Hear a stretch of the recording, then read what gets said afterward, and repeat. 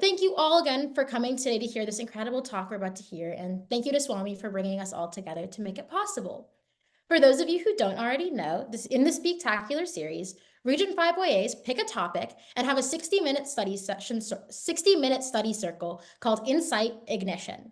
We record questions that come out of that discussion and present it to our speaker in this, a 90-minute session called Speaktacular InSaights. The first half hour is focused on introducing our speaker and hearing his thoughts on today's topic. And then for the next 30 minutes, we present the questions that we've come up with, all about insight ignition to the speaker, and then open up the call for open questions. Please feel free to use the chat to populate your questions. Our moderators will condense these and present them to the speaker. Although we do have a certain set of questions that we're going to ask Dr. Iyer, we do have open spots at the end to ask a couple questions, so please go ahead and put them into the chat. So now to introduce our incredible speaker, Dr. Sunder Iyer. He was in the first group of students to join Swami's Institute of Higher Learning in Puttaparthi in 1979, and he was instrumental in starting the now renowned sports meet that is held every year in January. As with all of the students of those times, he's had innumerable occasions to be close to Swami and learn from his direct divine presence. He's had the special privilege of being one of Swami's personal attendants for several years during his student days as well. After completing a bachelor's degree in commerce and a doctorate degree in banking and finance, he taught in Swami's University till 1994. Since the end of 2011, a few months after Swami attained Mahasamadhi, Sunder Iyer gave up his job and has dedicated his life completely to spreading Sanatana Dharma, Vedanta, and yoga. After the grandiose celebrations of our beloved Swami's 100th birthday, all the YAs are left thinking, what comes next? What's the bigger picture? What is Swami's legacy and what's our legacy about that? Sunder Iyer, uncle, please take it away and give us a little bit of guidance about this.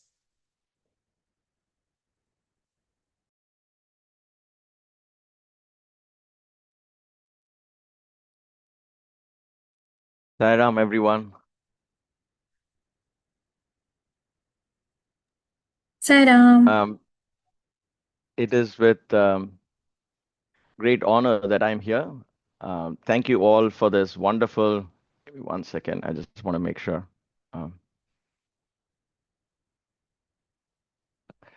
It's with great honor, like I said, and it's always a privilege to be part of a YA gathering. It makes me feel young again.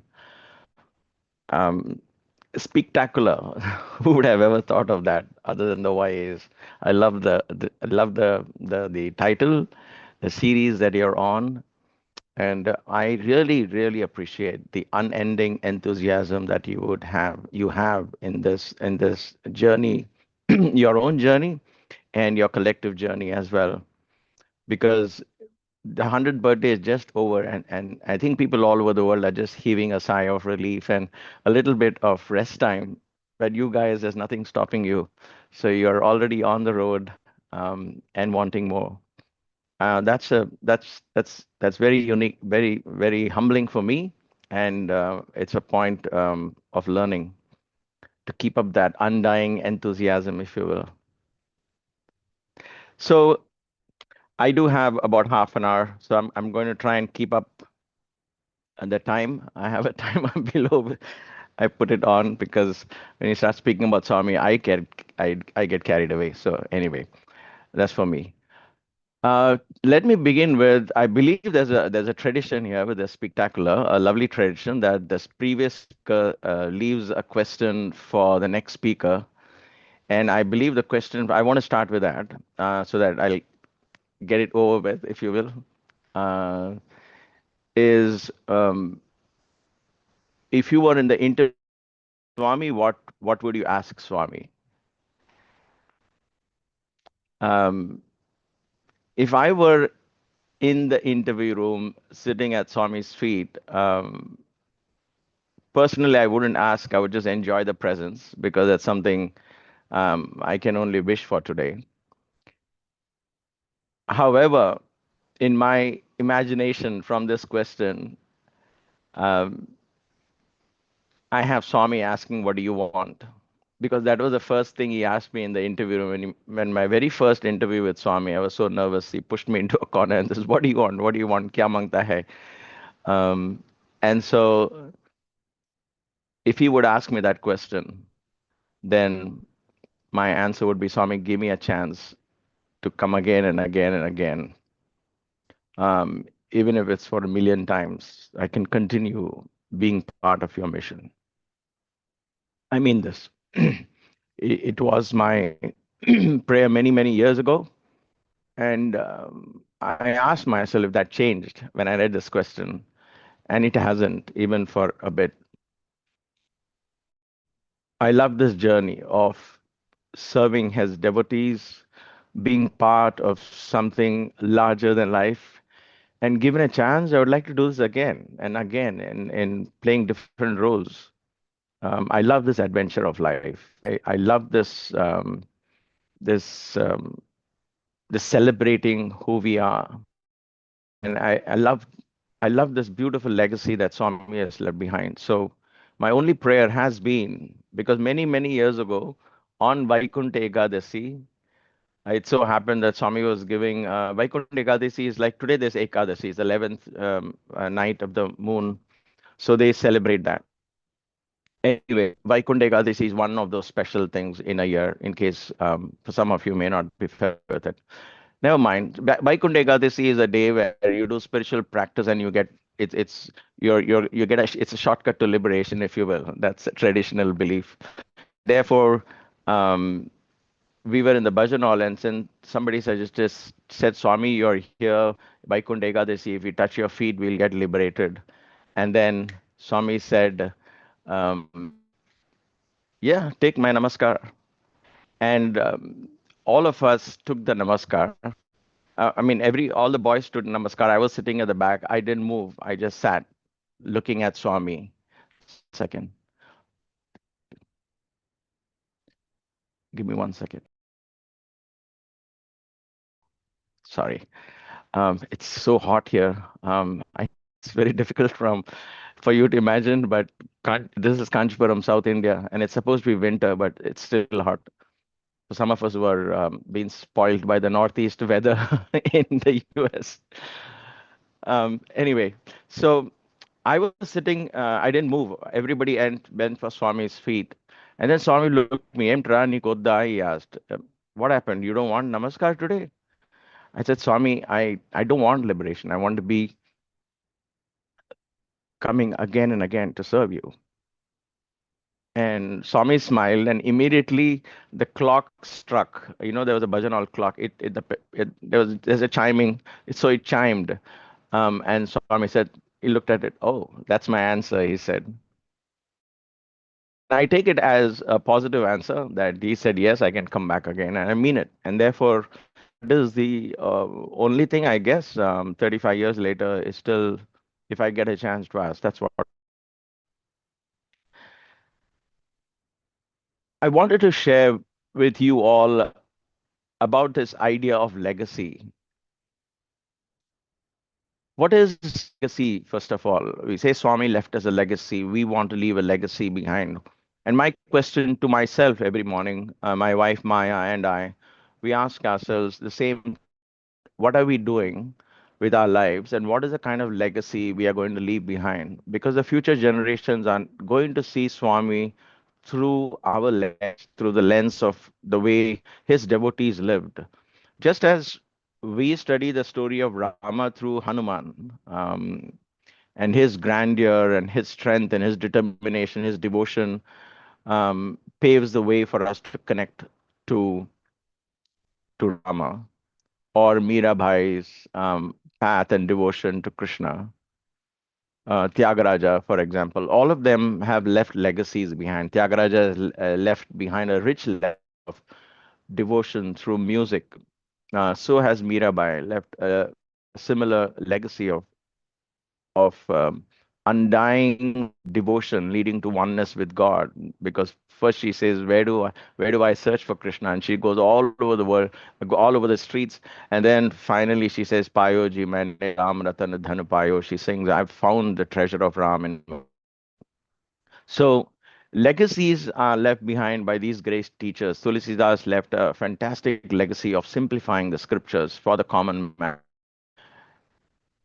So the question comes, what is Swami's legacy?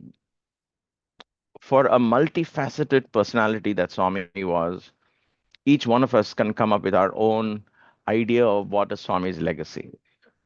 Okay, so, and I put this disclaimer out there because it is true. It is what it is. I'm going to share how I look at Swami's legacy and what inspires me from that.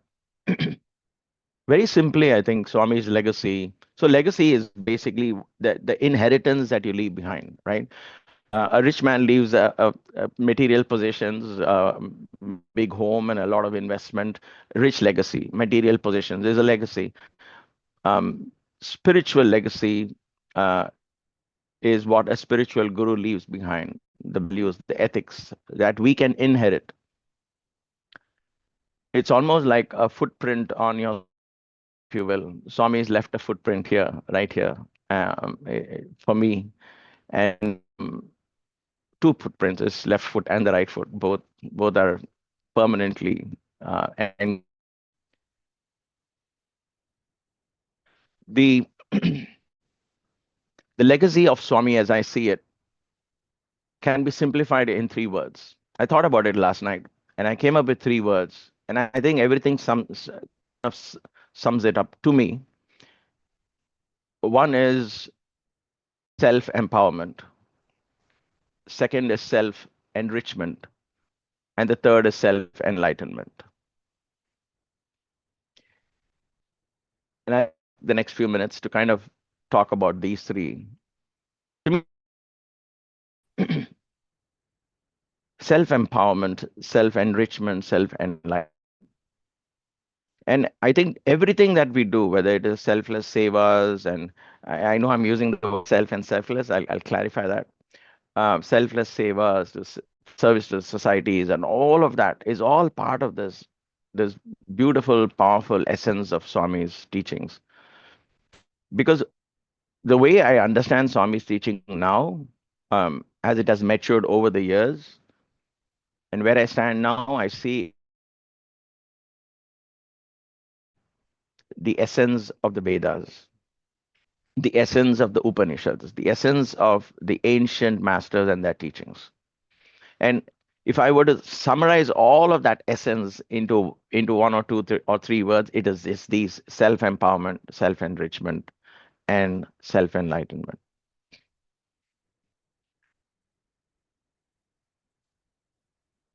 The idea of self-empowerment comes to my mind because of the way Swami showed us how he lived through his life. He sent a very powerful message. We all know that body language is far more powerful means of communication than just mere words, right? The mere words that I'm using right now is probably 7%. 93% is a body language.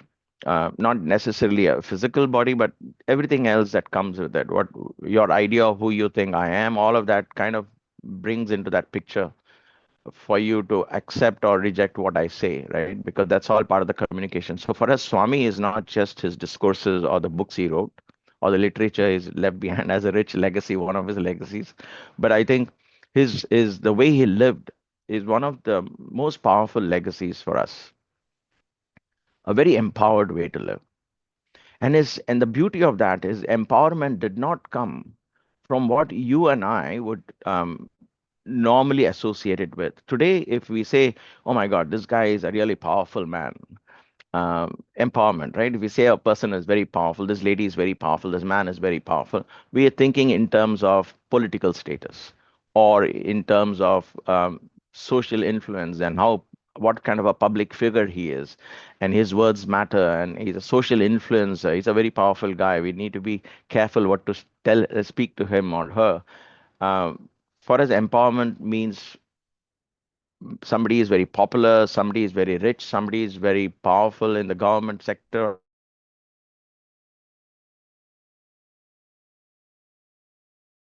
When he had nothing. And to me, that's a very powerful legacy. A lesson that I constantly think about, meditate upon, because it's very unrealistic to me. My mind is kind of understanding it at this point, but there is still a long way to go because it's fantastic. What is that? To be born in a village that was not on a map of India, Puttaparthi. To have a name of a village, that is scary for people. Puttaparthi means a home of scorpions or ant hill or something like that. So the name is not beautiful like Vaikunth or Brindavanam and things like that. It was Puttaparthi. Look at that. And a place that is like a desert, drought prone area, back of the beyond, not on the map of India, a small little village. A boy is born. Just think of that. When he grows and becomes a teenager, some of you have just crossed being teenagers. For me, it's a distant memory. Nevertheless, we were trying to find ourselves, right? I was a rebel with my family. I wanted to join the Pune Film Institute from Bombay. That was the closest I could run away from. I had my own weird ideas of what I want to do because I wanted to find myself and my beliefs. And here is this young boy, also in his teenage, 13 or 14 years old, um, and he comes up with this vision of spreading light, love, and peace. And he decides to drop out of school and steps out on a mission. Isn't that thing? If I was told and if I didn't know Swami, and if I was told the story, I would just dismiss it as just a fantasy. Just like what I did with the story of Krishna, because Krishna was born in a prison. I would say, give me a break. Somebody born in a prison, separated from parents at at birth, and raised as a cowherd, suddenly he becomes the emperor of Mathura. I would say, give me a break. Come on, this can't be true. So we call it a myth or a legend, um, though it is recorded as history. Today, I believe it is history because of this Swami's legacy. Jesus Christ is the same thing. He was born as a son of carpenter. His birth is not recorded. They're trying to hide him, and then they're raising him quietly, and then he suddenly comes out the Son of Man. So, where does Swami find this empowerment? Where did he find that empowerment? What did he find his empowerment in? What empowered him? What made him go all the way out? Did he get did he get funding? Like we talked today, we have a project, we need funding. So when we put that first on the list, let's have funding. Without funding, nothing is happening. So we make an assumption that that's important. And so we create a stumbling block in our mind and we convince ourselves that that's the important thing. Okay, that's one of the important things, if not the most. Let's put it out there. Then we have another one. Oh, we need to have social networking. We need to have everybody know about this and so on. So we have another social networking in order to be successful. We need funding in order to be successful. And we need to have a branding, a unique branding, and so on and so forth. Think of Swami's life. What did he do at that point? Did he have social networking? No, just a few handful of people knew him.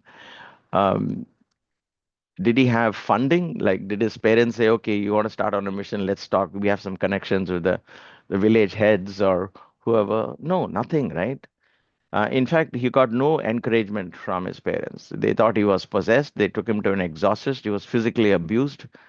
Um, and these are not fantasy stories. These stories that can still be verified, have been verified over and over again, because this is in our days and time. It's in the 1920s, 1940s, if you will. Um, and so, how did he get empowered? I think that one of the greatest things that Swami talks about in many words, and I'm paraphrasing Swami's teachings as I've understood this. I'm not going to quote it from any one particular discourse, but he goes right within. He says, he asks us, if you will, to examine the core belief inside. Because when life hits you hard, and it will, okay, I'm not going to sugarcoat life and saying Swami is there, he'll take care of you, nothing bad will happen. I'm the last person to say that. Swami is there, but you have to still fight your war. Like Krishna was there, Arjuna fought his war. Arjuna lost his son, he lost his kith and kin, but they all fought the war with Krishna on their side. Krishna is there. That's it. Swami is there with us. So he's not going to fight our battles for us. So life is going to have its challenges. That's the beauty of life. That's the adventure of life. There is going to be loss. There is going to be gain.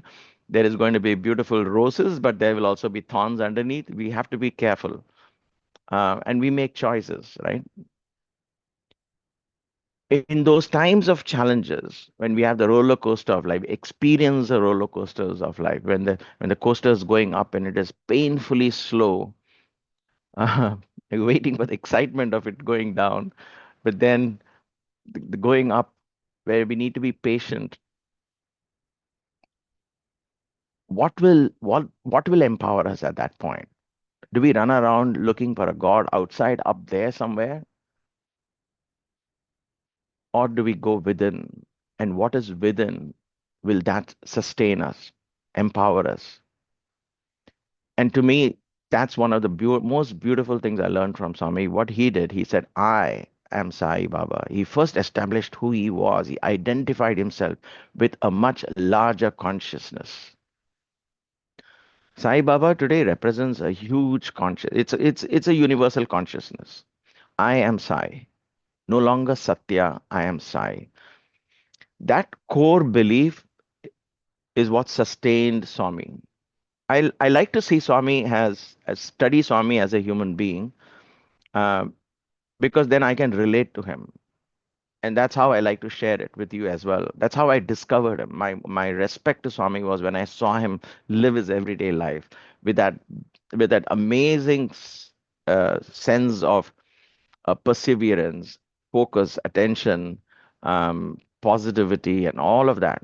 And I used to ask myself when I used to watch him in his room as a young boy, where does he get his energy from? Where does he get that optimism from? Because the whole day he's counseling people, he's talking to people, solving people's problems. And their ashram is constantly in dearth of funds. And so he's under so much pressure. How does he work? That's when I began to notice that, uh, or rather began to believe that he was able to tap a source from within that was give, and that source is available to us, and therefore it is the greatest form of empowerment Swami gives us is, I am God, you are God as well. That's it, my dear brothers and sisters. I know it sounds very abstract. What is this? I am God. Let's be practical. I have challenges to face. I have a difficult boss. I have a spouse I just struggle to make him or her understand, and so on and so forth. We have children whom we are trying to control, and suddenly you're saying, I'm God. I know it sounds abstract. It is abstract because we have made it abstract. It's a far distant philosophy because we have created that distance. We have to open the door to that highest form of empowerment. You are the God you seek. You are. The universe is within you. You have an unending potential, a treasure house within you that is connected to the universe, that is unending in its capacity to give you whatever you want, whether it is time, whether it is money, whether it is health, whether it is resources. That are you able to tap within? That are you able to believe that door is that door within you? And are you opening that door? Even a little peek is enough. To me, that is one of the greatest legacy Swami has given us. Believe in yourself. What is that you believe in yourself? That's why I often ask youngsters, who do you see in the mirror when you look into the mirror? Who do you see?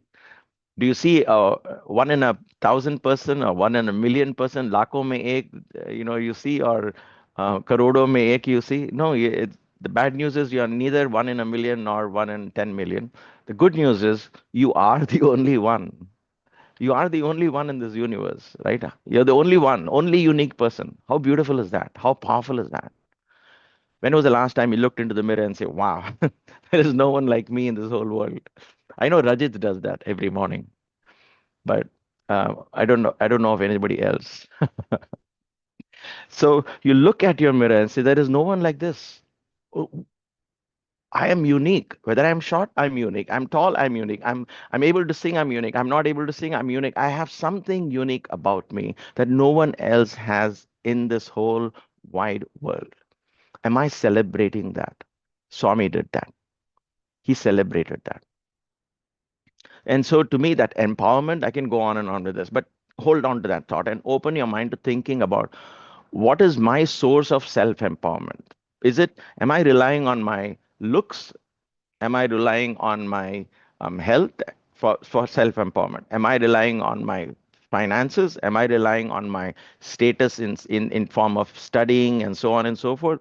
What is it that empowers me? What is that gives me that confidence? What is it? What is it? You have to go within and ask, Mike. You have to do that because you have to churn that inner, the constant churning of the ocean between the devas and asuras. That is what is happening inside us, and I think we need to constantly keep that churning on because the amrit comes out, divine nectar comes out. From that comes, um, we have to churn the core belief.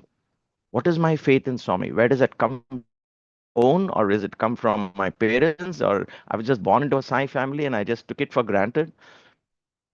Where is communicate with him? Do I listen to him? Does he speak to me? He, she? And if how do I establish that communication? Because if that communication is established with my own divine self, it could very well be strong. But we need to establish, reestablish. That is why in a ritual you say sthapanam. You constantly invoke the divine, constantly invoke him. We have to do that because in times of struggle, that becomes your pillar. He becomes the charioteer. And then you're rest assured that since he's your charioteer, no matter how difficult the struggle is, he will see you through. All you have to do is do your best at that given moment with all at your disposal, time, talent, money, whatever it is you have at that time. Do your best, but know that he is a charioteer. He's the one in control. The buck stops with him, and that him is within you, your higher self. To me, that is one of the most beautiful legacies Swami has left behind, which I try and practice. We both try and practice that. We push ourselves to the limit, knowing that he is a charioteer and he takes us through. Believe me, he does that. Life has a wonderful way of paving, creating roads when you push yourself. When you waiting for the road to pave itself and open up, it doesn't open like that. You have to go and push, and the road opens up. That like the tree, the roots going in doesn't wait for the ground to soften. It just digs into the ground. The growth seems tough, but then in other words, our core belief it's firmly rooted. The tree gets to stand taller, higher, and withstand any storm because the roots are firmly planted. Are your roots? Need to ask this question as well. The other one is self-enrichment, and this is where the question of self versus selflessness can continue this in the Q&As if you want. The self-enrichment is all of the abundance of the universe is available at my disposal. How do I embrace that? The secret is in giving. You receive when you give. It's as simple as that. I'm not going to beat around the bush. It's exactly that. When you give, you receive. The more you give, the more you receive. It's just a universal cycle. Everything in the universe is a rhythm, right? Exhale, you inhale. If you can't exhale, you will not be able to inhale. So when we are first born, we exhale. We cry, there's an exhalation, and then you start inhalation. So exhale, inhale. That's the breath.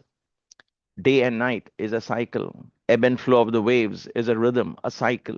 The waxing and the waning of the moon, a cycle, a rhythm. The rotation of planets around the sun, a rhythm, a cycle. Birth and death of stars, galaxies, a rhythm, a cycle. There seems to be something going out and then coming back. This is a fundamental law of creation. And so, since we are part of this creation in this dimension, when we give, it comes back to us. We receive. That's just a fundamental law. And so, Swami gave us this most beautiful and secret way of enriching ourselves. He says, give the best, give your best. And so there is excellence in giving. Whatever it is that you do, because we talk about doing projects and do we worry about the funds or what do we do? How do we make this project better? Are we getting too caught in the logistics? What is the spirit? The spirit of any project to me is excellence. Am I doing my very best in my act of giving? As a group, are we doing our very best in the act of giving? Um, and that's it. And can I improve on it? And when I focus on the excellence of giving and I put in whatever is required to match that excellence without any thought of what is in it for me. Oh my gosh, if this I give this away, then I don't have. If I give all this time, what about my time? If I give all this money, what about money for me? I remove the I out of myself. That's why the self-enrichment comes when you're selfless. Remove the I out of it and give, trusting the universe. And that cycle of the universe comes back to you, and 100 times more comes back to you. So you can continue to give. The more you give, the more does the universe provide, so you can give more. Swami uses often an example of the river that you give, and the river continues to give. Don't be a pond because you accumulate, and then accumulation becomes your reality, and then the pond sooner or later, the water becomes stale. So it is important that we are the river. The river is never abundant at any one point in time, but then the abundance is not because of the size of the river, as a lake could be much bigger than a little stream, but the abundance is that the stream has ever flowing water, fresh water, as and when we need, we get it. And that is the greatest form of self-enrichment. So one of the greatest legacies Swami has left behind is giving, and in that's where all of the service project, everything comes under that. The idea is to give. When you give, the universe gives it back to you, and therefore the self-enrichment comes when the self begins to embrace everyone. There is no spirituality when there is division. That it cannot be spirituality. I wrote this drama with Swami. We spent 1.5 months with a blank piece of paper. I sat in front of Swami and started writing. And Swami gave this topic for the 65th birthday. He said, I want you to write a drama on purity, unity, divinity. There is no, or sorry, unity, purity, divinity. Unity is the basis for everything, and therefore unity is, without that nothing happens. And so he said, I want 100 boys. I want 100 boys on the stage, because the Shanti Vedika was new at that time. Fill the stage with all the boys. Let all people come together. I want people to see that coming together is the fundamental essence of spirituality. To me, the self enrichment comes from that idea of the self embracing everyone and everything. So, in your own consciousness, in your own self talk, if it is he versus me, they versus us, and this and that kind of talk, then the self enrichment, you're creating obstacles yourself. And therefore, in my self talk, in my conversations, if my words are very inclusive, if my thoughts are more inclusive, then the actions and the service projects and the activities and so on will become all inclusive. And then I focus on how do I now, therefore, give this, my very best to this. And so you have self empowerment and self enrichment, and finally, self enlightenment. Self enlightenment to me is just a mindful lifestyle with these two in factor: my core beliefs and my excellence in my action, excellence in my thoughts, excellence in my word. If I can marry these two and begin to live, at least make an attempt to live from that core belief, tapping into that core belief, challenging that core belief, invoking that core belief of inner divinity, and allowing that belief to express itself through excellence in all my acts. And if I focus on helping others through my work, through my talents, whatever it is I have, then I think that is a self enlightenment. That is enlightenment. Enlightenment is not sitting like a zombie with your eyes focused like this, and or wearing ochre robe and walking around. That is not Swami's way of teaching us enlightenment. He says, be like a lotus, be on the pond, not inside the pond. Sit on the pond but don't get affected by that. Look at that beautiful teaching. Hands in the society, head in the forest. That is enlightenment. And so if we are able to bring this two together, we have a powerful, beautiful lifestyle. And I think that could be a beautiful legacy we can leave behind for our generations. That is the legacy I hope to leave behind: an empowered lifestyle, an enriched lifestyle, an enlightened lifestyle. So thank you. I will open up now for questions. I'm open rather to for answering questions. So please go ahead. Um,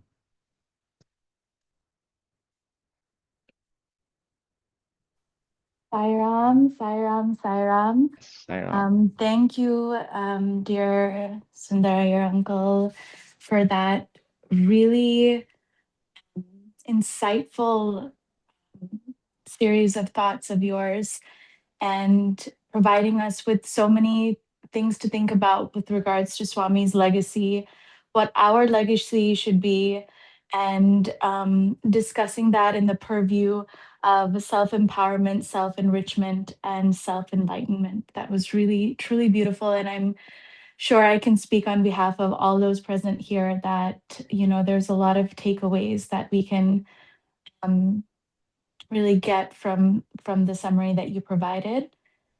Thank There you. were a lot of things that were going through my mind as you were speaking.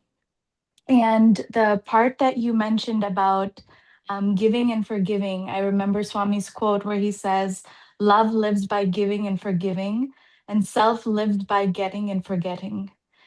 And for me in my own life, I think one of the most powerful mantras or like maxims that Swami has left, behind is this thought of love all, serve all, help ever, hurt never.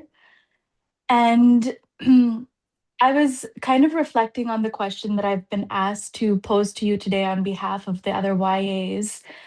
And this is actually something that I'm really interested to hear your response on because it's something I've actually quite struggled with myself, and I'm sure I'm not the only one who struggles with this. So, to frame the question, I will start by saying that on one hand, Swami says, "Love all, serve all."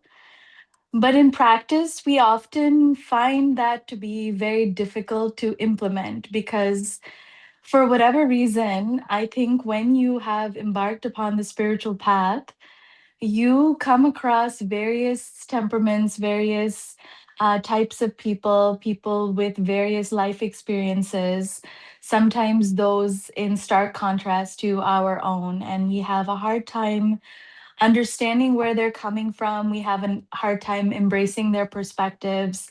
We have a hard time unconditionally loving them the way that Swami would, has suggested that we should.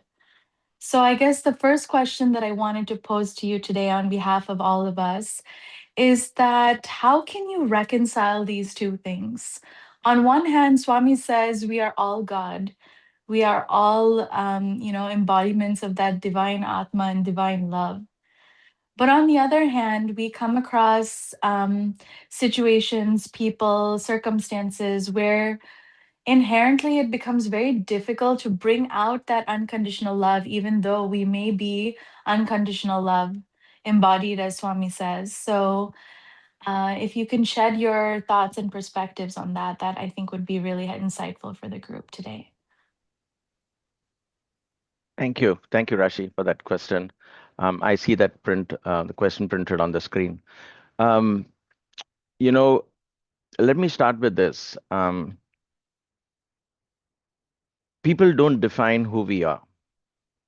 People should not define who we are. Circumstance cannot define who I am.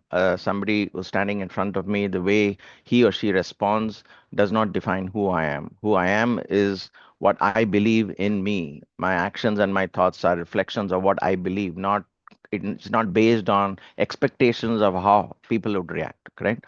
So if I decide to love people, if I come from a point of view of love, which Swami was an embodiment of love, and that's part of that excellence in giving. It's all about, can I give with love? Can I give unconditionally, correct?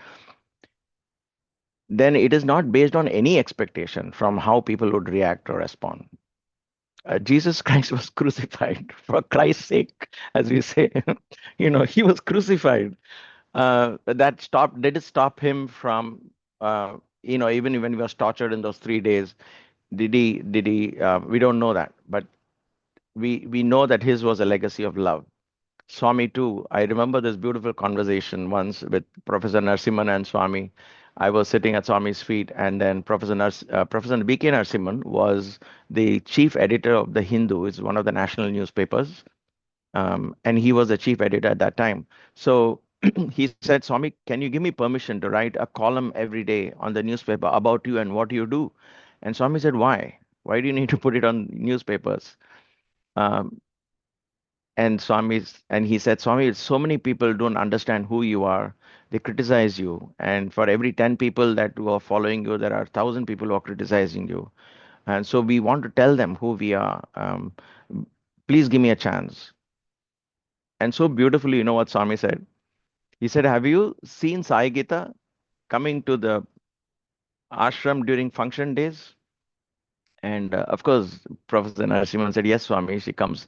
He says, when she walks down the road, there are so many street dogs that bark at her. Does she stop at every street dog and tell, hey, listen who I am? I am Sai Gita. You don't know who I am? And does she stop to answer every single street dog? And then Swami paused and he said, Bal Papam, those poor people, well, their understanding is only that much. It's okay. Let them be who they are. I don't have to worry about that. To me, that was my turning point of self-worth and who do you think you are? Why do I get threatened or insecurity? If that's why I'm saying that core belief is very important, right? If I become insecure because somebody is reacting to me negatively, I try to be nice to them, but they are mean to me, let us say. But that is coming from their insecurity. That is their problem, not my problem. That doesn't stop me from expressing love. Okay, so that's one part. The other part is, what does that expressing love mean when you're facing a difficult person? So we need to understand love and define love in very down to earth practical terms, because we think love means, oh, saying Sai Ram and giving a warm hug to everyone and everybody, right? And also just keeping quiet when somebody trashes us around. So love, remember that you have to first love yourself first. So you're not a doormat. You can't let people run all over you thinking, Swami told me to love, so I'll just love everybody, and people just bash me up. So that's not how it works. How the attitude is what is important. You can be firm in your responses, you can be very clear in your communications, but that communication, the attitude behind those communication is not coming from a platform of insecurity and tit for tat. He yelled at me, so I have to yell back at him, or she treated me bad, or I have to treat her bad, and I'm going to come back and give her to it. I'm being sarcastic in my comment and put her down and show her the way, things like that, right? So when I do that, then it's not about me teaching them a lesson. It's about me falling down in my own eyes. So no matter how people respond should not define who I am. And therefore, I can be firm in my response. I can be clear in my responses to people. And I can do it with a sense of self-respect and dignity. But I don't have to necessarily, that doesn't mean I don't love them. During winter, we prune our plants, the lovely rose plants, but you have to prune them. But you can't say, "Oh, I love them; they'll feel bad. Oh, I'm so sorry, I'm cutting the plants." You can't. That's ridiculous, right? So cutting them is actually good for them. Pruning is good. So you cut it, cover them, and then you protect them for the harsh winter. So pruning is important. Swami pruned and sculpted all of us, and those were very hard times. It didn't mean he loved us less, but it is out of love that we are strict with our children. It's out of love we discipline ourselves and those around us. So I think when the biggest part of our issue here today is when we do good at some subconscious unconscious level, we have an expectation that people are going to respect us or do good back to us, and I think we need to erase that. That comes from that. Then we are working from there's some expectation at the end of it. I am doing this because I truly believe this is what I want to do. Because what happens is today when you post a video or a small Instagram post, like whatever it is you do, you quickly look at how people are receiving it, right? And then we get affected if somebody says something silly or something, you get immediately affected by it. Now, that is a good training ground to say, I am posting it because I love it. I'm enjoying what I do. I don't care. And you don't have to be affected by those little posts. That's a good testing point for you. If you are affected, then you know that, hey, I had to work because this is not it's not a reflection of who they are. That's their problem. But it is, um, if I feel threatened, if I find this person is very difficult, then it's my problem. And believe me, love truly overcomes. If I maintain my dignity and self-worth and I'm very patient with that person and I deal with him the way it has to be dealt with, it just turns around. And I'll quickly say one very simple episode that happened back in those days when I was in the corporate world. I had a very difficult senior guy with me, and we every time there was a problem, it so happened that I would fix it. And so when I was new, I would fix it and I would share the emails with everybody and said, problem is solved. So he became a little sidelined, and our CEO, the vice president of technology, would address me in the meeting and say, great job, Sundar, keep it up. And that kind of created an animosity between us. And he started, uh, not being nice to me. He was not very nice to me at all. And he was my senior, so he was giving me a lot of problems. And I realized it is coming because he was suddenly insecure about his position. And I said, you know what? Next time there was a problem, and I found this for about 6 months. It took me time for this, thick skull of mine to get that. But once I got it, I said, okay, it's very simple for me. Um, and so next time we had solved a problem, I wrote to him first and verified with him that, hey, I solved this problem. And then when it came to the meeting, I said, we solved this problem. I pulled his name. I said, together, Vince and I, we solved this problem. Hey, Vince, do you want to tell them how we solved the problem? So Vince was his name. So Vince got an opportunity. Suddenly he presented it, and the CEO said, oh, great, awesome job, Vince, keep it up. And immediately that changed so much that he became one of my best pals. And the other team guys said, what did you do? Did you take him for an extra beer or something? What happened? I said, no, it's nothing. It just good times, I guess. I just waved it off. Very simple. When a child is crying, when there is tantrum, the child throws a tantrum. He's throwing things out. But a mother knows perhaps he's hungry or he wants attention. But the mother can't go down to his level and fight with him and try to suppress that tantrum. There is a reason for that tantrum. So people are not nice to you. You have to understand why they are not nice. Is there something bothering them? Is there something that I did to them in the past that's bothering them? If so, just be humble enough to say, you know what, if I've hurt you in any way, please, I'm sorry. And let go of that. Then the ball is in their court to forgive. If they're not ready to forgive, then it is their problem, not yours. Right? So this is the way I'm trying to understand this, and it has worked for me so far. So these are my 2 cents worth thoughts on this No, question. But thank you for thank asking you. this question. Thank you. I mean, you say it's 2 cents, but I think it's truly priceless in terms of love can really transform the energy and the dynamic between two people. And I do believe that. I think your personal anecdote about your professional life is a great way that for us to kind of see that in action. So thank you so much for taking the question. With that, I Thank you. will pass it along. Thank you, Sairam. Thank you. Sairam, uncle, really nice talk, very insightful and spectacular. I'm Sai Thank you, Sham Sai. from I'm a YA from the Ann Arbor Sci Center. And my question for you on behalf of the YAs is, at times during Seva, we find ourselves becoming overly task oriented, and in the process, we lose connection with the deeper purpose of service when efficiency takes over and quality dips, and somewhere we forget the intention behind the Seva. And due to this, how can we remain mindful about the spirit of the seva while still being effective and responsible in our work?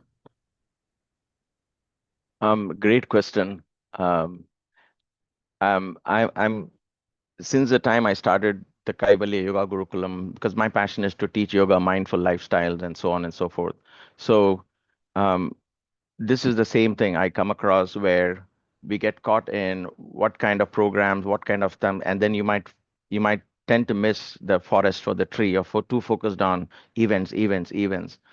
And the way I've understood, the way Swami approached it was very beautiful, and therefore there is the the um, the larger vision should never be compromised, or should never be forgotten when we take these smaller steps. At the same time, the smaller steps need their attention and time.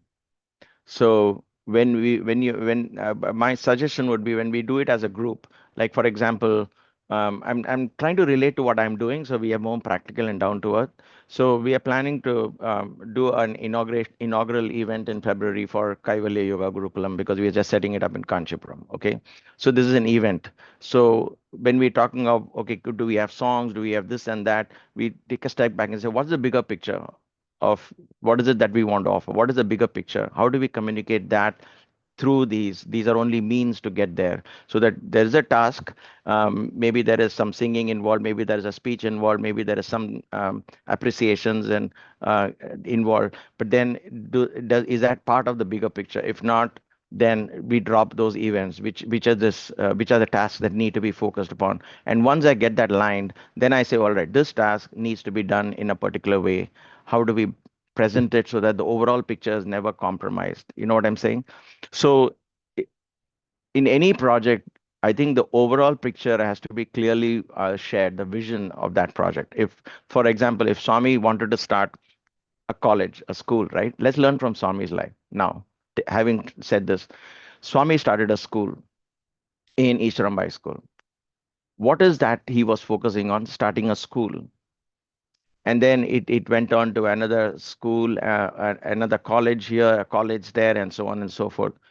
But was he focused on just starting colleges, or were they just means for a bigger purpose? And what was that bigger vision that he shared? Was free education. Education is priceless. Education is for life, not for a living. That was his vision. And he never lost sight of that vision. And all his schools represented were symbols of that vision. Hospital, a small hospital was started. Sometimes when you talk of efficiency takes over and the quality and intention of seva can suffer, yes, it can, because we can get clever about doing a seva and we might lose the vision. So Swami teaches us patience there. So free medicine was even bigger challenge, right? So that Swami took up, because today medicine is expensive, equipments are expensive. Patients have to be treated in hygienic environments. They're expensive to maintain and keep. He started a small hospital on the up. It is on the way to the hill. Right now, it's no longer small. It's much bigger. But there was a time it was really, really small. But the vision was never compromised. It was a small step. And Swami was not clever about building small hospitals everywhere. That could have been more efficient, if you will, perhaps. I don't know. He didn't focus. He said it doesn't matter if it's not efficient. The bigger vision should never get compromised. So sometimes you may have to compromise on efficiency because you want to maintain the sanctity of the larger vision. And so he held on to that small hospital for the longest time. It was almost 20, 25 years it took for the next big step to happen. Then another hospital opened up in Vrindavan, and then the super specialty came. So sometimes in your lifetime, you may start a project, and I mean, God bless you, you live 150 years, I know, Sai Shram. But then in our lifetime, sometimes we may not see the end of it. It doesn't matter. But is the larger vision uncompromised? And are these tasks maintaining that vision? If suppose we get clever and we appear to put a picture of appearing very successful, then we are compromising on the larger picture. So these are, it may sound abstract, but we need to question that. And therefore, I have a vision wall for me, and I have and put it in words for me, not necessarily visualizations, but in words. I have certain words with which that gives me the larger picture of whatever I do, it should be in that you know a strong body, courageous mind, one spirit. That's my tag words for me, what I do today. So strong body, are my tasks is that? Courageous mind, am I talking about that, or am I living that? And one spirit, am I living that lifestyle? So if we have a larger picture for any project that we do, and if we all share that as a vision, as a group, when you do it, then everything else should be part of that. and therefore you don't compromise that vision at any cost. You have to hold on to that vision, and then all the tasks will find their little place in that overall task. So I think that is important. Otherwise, we'll be just doing events after events after events, and there'll be no theme to it. There's no, at the end of it, you might say, I did 30 series, 30 talks, we did 150 talks, and so many things. But then, what did we learn from that? Was it that it helped us as a group to transform ourselves? Are we feeling much richer today than we were 5 years ago? And if not, then what happened? Have we become too uh, were there too many, for example, too many tasks got it's at such a fast pace that we got caught into the event thing. One of my pet peeves is we are making Swami into an event on a calendar, and we should be very very mindful of not reducing him to an event. It should not be events; it should be moments of transformation. Are we creating more moments of transformation? Are we creating more moments of inspiration? Those moments are translated into a program and things like that. That particular day would be a day of transformation if that day is dedicated to a retreat or a program or a few hours is dedicated. Are those moments of transformation are we creating? Or are we just creating a program, an event on the calendar? So these are the things we need to ask ourselves. And I think if that spirit behind it and the vision is clear, the task will sculpt itself automatically to fit into the overall vision. I hope that helped. Thank you so much, Uncle. I could completely relate to this, that being Thank more you. transformation focused and each event should have a better meaning rather than trying to complete multiple events in the process. So thank you so much. And now we move to the questions from the chat. Over to Okay. Rashi.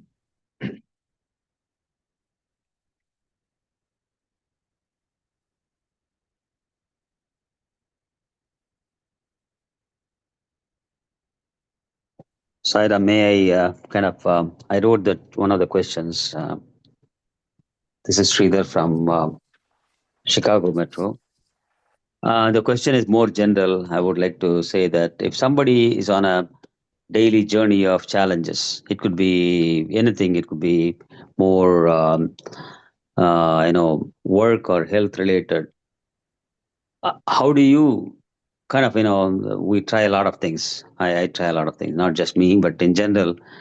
How do we feel the presence of Swami? What does Swami say? I mean, in a daily chores of involved so much that you don't get an attention and bring back the presence of Swami. And Swami, a lot of times we try different things. Okay, you feel Swami in the other person. For some time it works. After that, it doesn't work. So, how do we kind of question? Reiterate ourselves more, feel His presence. Just it Th- more motivating for others. Sarah. yeah. Thank you, Sridhar. Thank you for the question. Um, Oftentimes in the spiritual path, the analogy I would give is we try to swim when we try to learn swimming when we are drowning. Oftentimes, in other words, if you're in a boat and you're going and you're suddenly the boat capsizes and you don't know swimming, at that point, would you want to learn to swim? It's too late, right? At that point. In other words, when we are going through difficulties in life, as you said, how do we remember Swami? During difficulties, you cannot remember Swami if you don't remember Swami during normal days. In other words, you don't learn swimming when you're drowning. You have to, when everything is going fine, you just go book for a class, take lessons, and go regularly for lessons, so that the situation of drowning never arises. Because the next time you're in the water, you will swim, and you will never feel that as a challenge. That the situation which was became a big problem and a challenge because you didn't know swimming will be now easily taken. The boat capsized, we just swam to the shore because you know swimming, right? So the question therefore is, it comes down to daily spiritual practice, daily sadhana. Um, when you in that daily sadhana, whatever it is that you do you have that moment space where you're going into that core belief, which is what that self-empowerment is all about? Do we go into that core belief and have that private space between me and my God self, if you will, my Swami and I? Do I have that private time? Most of us, what do you do? We say, oh, I'm driving to work, I listen to bhajans. Oh, when I'm cooking, I think of Swami. And Swami is a part-time. I'm doing some task. By the way, I'm doing Swami also. If that is the attitude throughout our lives and throughout our everyday lifestyle, then when we want to lean on Swami or call upon Swami, then it is by the way, right? We have treated him as by the way. It won't really help us. So what do we do? Think of this. We can snack five times a day, 10 times a day. You're driving, you have a packet of chips next to you. Hopefully you don't, but let's assume you have a packet of chips or some cookies and you're munching along. You've got a 3 hour drive or you've got a cup of coffee. You fill yourself with that, and then you come home. You're snacking on something else. Snack is fine, but then you won't be satisfied till you have one square meal at least in a day, like actually sit down and eat, right? So if that is important for the body, one square meal at least a day is important in spite of all the other snacks. What do we do for the spirit? Where is that one square meal for the spirit? What is that practice of yours on an everyday basis where you are taking the time completely to devote to Swami and nothing else? Swami is not by the way. Swami is the only source of attraction, not your phone, nothing else. Do we have that practice in our life? It's very, very important. So just like I have my square meal a day for my body, I need this time with me and my God self.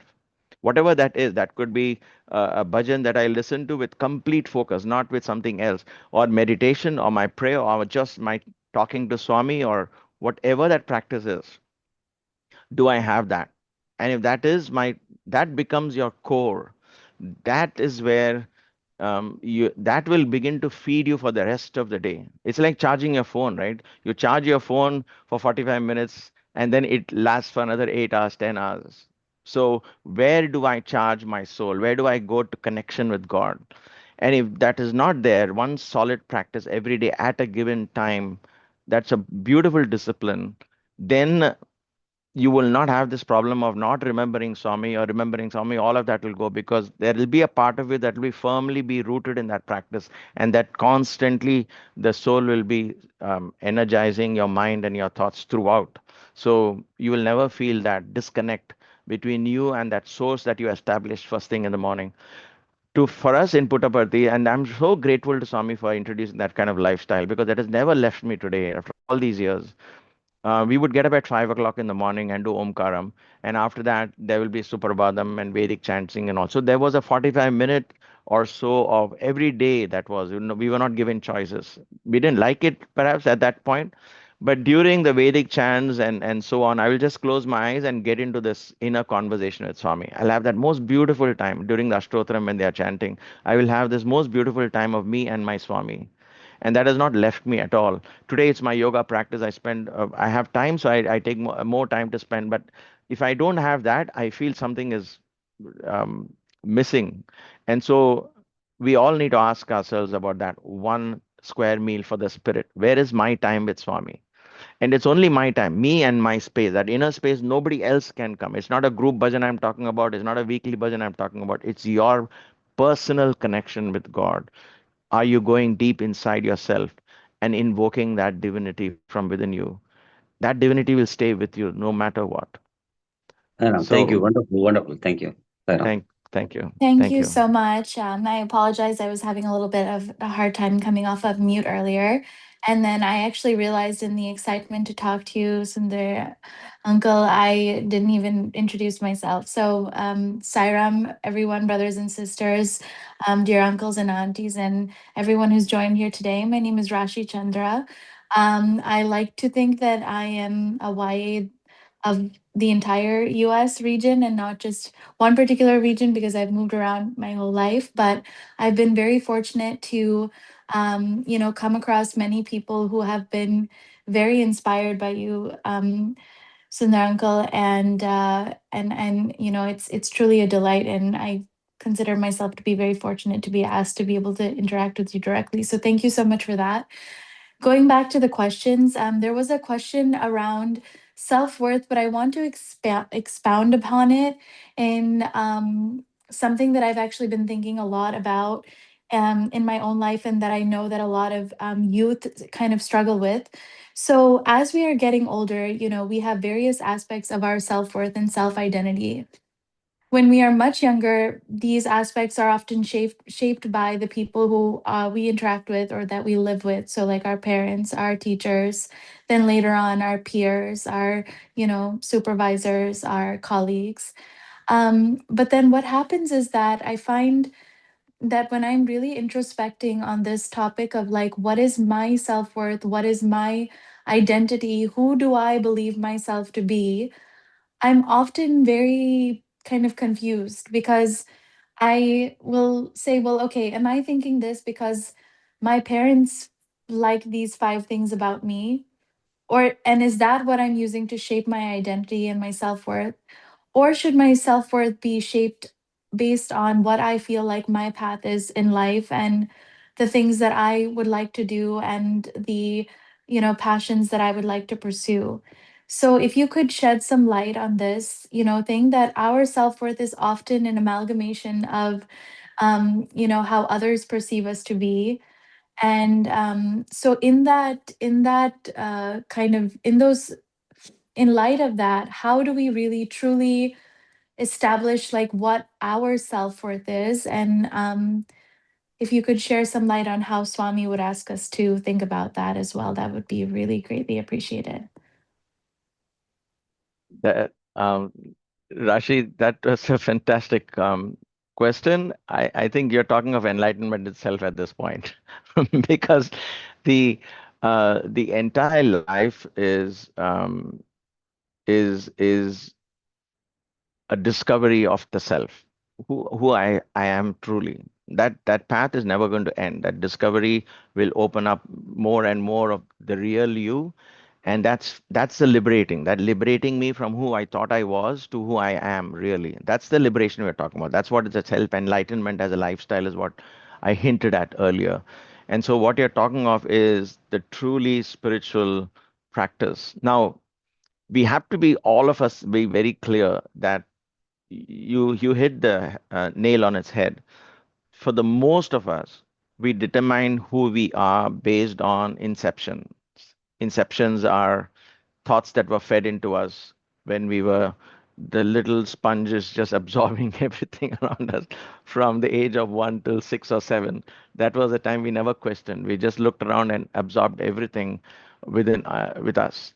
And so, as part of this self introspection, as part of this inner space with God, like I was talking about to Brother Sridhar a few moments earlier, we need to go down, and that is that inner connection with Swami, inner that core belief I talked about is where I begin to weed out these thoughts and challenge myself to newer situations which seem very foreign to me because they were perhaps not planted in my childhood. I need and things that are limiting me, I weed them out, and that weeding takes a while, but the moment you come across it as a limitation, then you have to challenge that and take it up rather than saying this is who I am. When you say this is who I am, I'm not good for singing, this is who I am, that's or I'm not good at dancing, this is who I am. No, no, no, forget it. We say that kind of things. Or fitness is not for me, I'm just these are all things that we had subconsciously absorbed it at some point. The moment you say this is who I am or I am not, the moment you define yourself, know that you have limited it.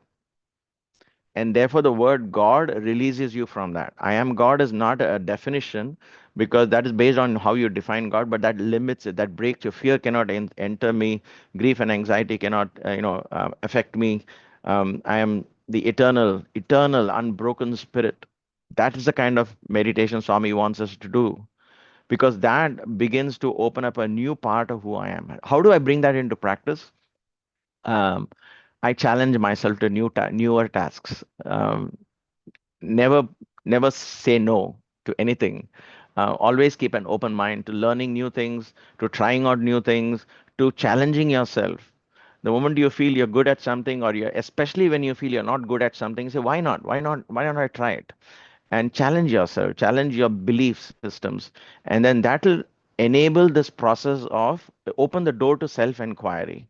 and self-discovery. And then you'll discover certain talents which you are perhaps born with and was never given a chance to bloom. And suddenly you'll discover a unique talent that you are, and that, that opens up a fantastic thing. So many people, if you notice in their life, they go through some um, a, a troubled time, a challenging time, whether it's a loss of a near and dear one or a separation or something, and suddenly they do something else and they find a new purpose in life. And then they actually look back and say, I was grateful for that, but that opened up a new purpose. That unfortunately, that was because of an event which was not great. You don't have to wait for those kind of events to open up who you are. You can do this as a daily dose of self inquiry. And I think it doesn't also need to be in a special time. I think every time you tell yourself, the self talk, examine your self talk. The moment you're judging yourself based on something, I'm good at this, I'm not good at it, I don't want it, I want it, this is good or this is bad, especially the ideas of good and bad are all thoughts of and we don't, all of them are not weeds. We just have to become mindful. This is what I want, I like it, this I don't like, I'm uncomfortable with it, I'm going to remove it. So when I was raised, I was constantly told, and I remember this because now I meditate a lot and go within. I remember very clearly, right from a very childhood, they said, "You're not good in math. You're not good in math." Because maybe perhaps my second grade or something, I must have not done good in math. So the whole family jumped at it because I was working with my cousin. He did well, I didn't do well. So they said, "He is doing well. You're not good. Perhaps you're not good at math. Learn from him. Learn from him." So even to this day, when it comes to numbers, um, I have a little diffidence because of that inception. But now that I'm aware of it, I don't wait for challenges in numbers. I go on practicing numbers just for the fun of it. I try adding or dividing or multiplying just for the fun of it. I've come a long way with that, unlearning that deeply rooted belief. And and now numbers don't scare me anymore. But during my school, I had a tough time because when I went to seventh, eighth, ninth, 10th grade, I grew up with this belief I'm not good for it. And when I came to Swami, he opened that door to, he believed in who I am. He gave me a chance to, I was interested in acting. He gave me a chance into dramatics. He gave me a chance into sports. He gave me a chance to be who I was. And suddenly everything else fell in place. And so we need that. We need to discover who we are. And so what the question that you asked, there are no quick techniques for it, but constant inquiry and coming to face with the ghosts in your closet is a must in the spiritual path. And it's very liberating, my dear sisters and brothers, very liberating. So when you think you cannot do something, just go for that very particular thing. You'll be fooled for a moment, but you'll be wise for the rest of your life. I really, really love that. And I think there's one thing I just wanted to expand upon a little bit, especially like in my past where I've, worked with young children. I think the psyche of young children is particularly fragile. And unknowingly or knowingly, sometimes we say things that we don't understand the lifelong impact that that can Yeah. have on such a crucial part in their development mentally and emotionally. And one thing that you actually said reminded me of something that I had heard in the Brahma Kumari's organization. Sister Shivani once said that it's like, you should not, when you're kind of reframing your thoughts, you should not fixate on kind of what the current reality of the situation or who you are is. You should say that, like, I am like what. So, for example, say I have this goal that, I want to be more patient. Instead of um instead of saying that I'm such an impatient person, I need to learn how to be more patient. It's about reframing that and waking up every morning and in your meditation saying, oh, what a wonderful opportunity I have today to be such an incredibly patient person.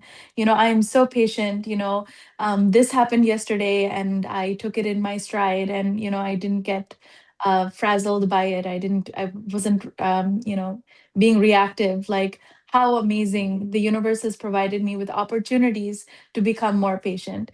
Because they also say that when you pray for something, God isn't going to give it to you directly. Like, if you pay for patience, instead of giving you patience, God is going to provide you with the opportunities to practice patience and to demonstrate that you have that ability to be patient. So, thank you again for your insight. I'll turn it over to Brother Saisham. Sai Ram. So continuing through the flow of amazing questions which we are getting in the chat, the next question we have is Swami always mentioned about Trikarna Shuddhi, which is the Shuddhi of the thought, word, as well as the speech. And the question goes like this. Uh, did Swami mention about Atma Shuddhi? And what are your thoughts on this topic? Trikarna Shuddhi, as I've understood from Swami's own discourses and words, are the Vak Shuddhi, the purity of speech, the purity of the body, Deha Shuddhi. And the third one is the purity of, I think it's the act, or that must be the Atma Shuddhi. So it's body, mind, body, speech, and thought. Thought, word, and deed, in other words. Thought, word, and deed. It is the Manas Shuddhi, the Vak Shuddhi, and the Deha Shuddhi.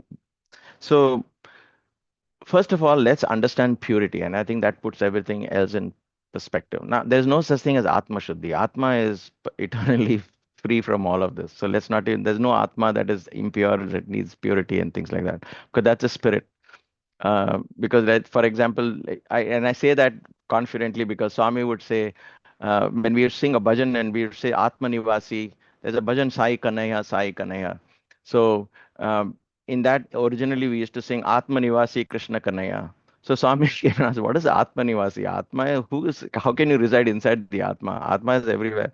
Sing Hriday Nivasi. So we sang Hriday Nivasi Krishna Kanaya. So you stay in the heart. That is how Atma Swami views that as something para. It is beyond all of the Shuddhi Karna and all of that. The idea of purity, therefore, when we talk of body, mind, and body, bodily cleanliness, in other words, action, uh, speech, and thought, word, and deed, if you will, purity to me is simply refraining from any form of judgment. Purity is not good versus bad. Purity is rising above good and bad. So if I'm saying pure versus impure, then I'm not pure, because as long as I keep chasing purity, there'll be impurity as a shadow following me, and I'll be fighting this purity, impurity for the rest of my life. Purity is the Trikarna Shuddhi that is talked about in the Upanishads, and what Swami talks about is actually rising above the idea of good and bad. When you rise above the good and bad, the saint and the sinner are alike to you. You respect for everybody for what they are.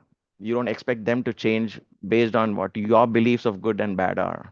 So somebody eating meat is not a bad person.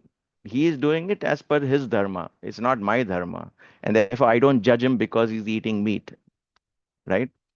Somebody has a different set of beliefs, that is because of his or her upbringing, her culture, and their upbringing. They are speaking the certain way, they are practicing or living a particular lifestyle.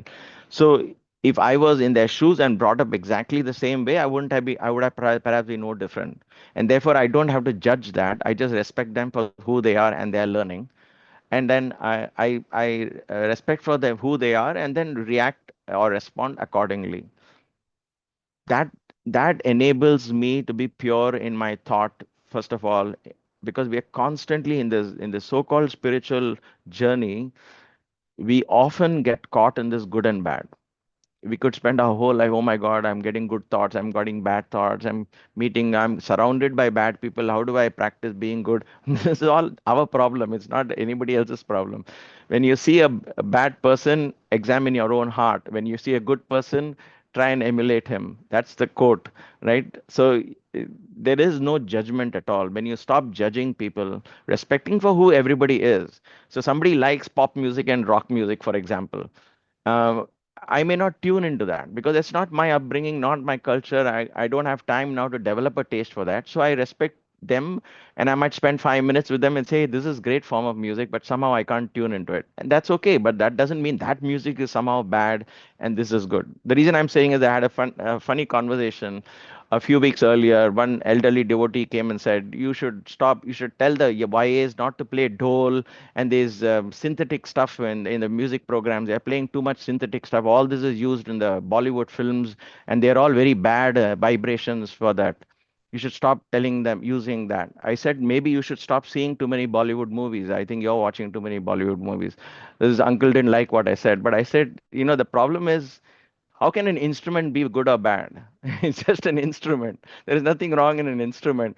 It's being used in Bollywood movies. You're watching too many Bollywood movies. You're guilty of it, so it's your problem. The point here is that. The point is, let us rise above judgments. Um, and so a politician behaves the way he does. That's fine. That's his problem. When you don't like it, when your chance comes to vote, vote according to what you believe in. That's the best you can do at that point, right? If you get a one-on-one with that politician, then share your thoughts with him, and see how he responds. But Trikarana Shuddhi is truly refraining from judgments and constantly examine. The moment we say this is good, that is bad, we are not pure. We have to rise above that. And so that's how I learned to practice, and it helps me mingle with everyone and everybody across cultures, across belief systems. I have no problems at all because I respect everyone for who they are. I don't have to become like them. I don't have to please them. I don't expect them to believe in what I believe. But when I respect them, automatically they in turn respect me back. And if they don't, that is their problem, not mine, right?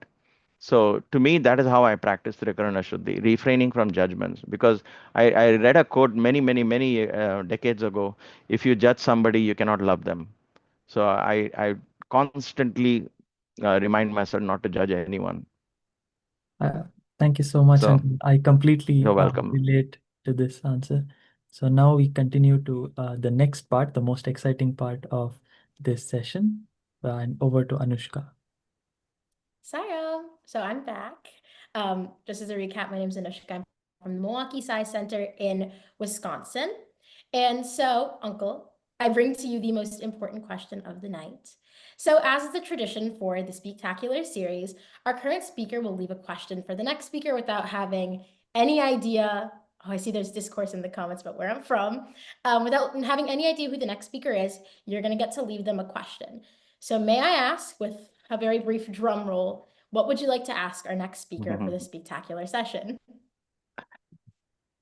There is a quote of Swami, said the voice, it's only in the depths of silence that the voice of God can be heard. So my question to the next speaker would be, if there is silence, then does the voice of God break that silence? What is the voice that we hear? And how can we hear the voice without breaking the silence? So that's my question for the next speaker. How does that speaker understand this quote? It is only in the depths of silence that the voice of God can be heard. That is such a wonderful question. And honestly, I'm very glad I'm not going to be the next speaker and have to follow this with that answer. With that, we're wrapping up this session. Thank you so much, Uncle, for taking the time to come and speak to us. I Thank think you. I speak for everybody on the call when I say that I'm leaving this with such a changed perspective on everything that I had before I came in. Everything just seems so completely different based on the perspective that you put it into, with some really powerful analogies and very powerful stories about Swami. And so with that, we're going to wrap up the incredible legacy that you had mentioned with Samasta Loka. So, Om Samasta Loka Sukhino Bhavantu. Samasta Loka Sukhino Bhavantu. Samasta Loka Sukhino Bhavantu. Let everyone in all the worlds be happy. Om Shanti Shanti Shanti. Thank you, Uncle. Thank you, Swami. And thank you, everybody, for coming and Thank you. logging in to hear this incredible speaker.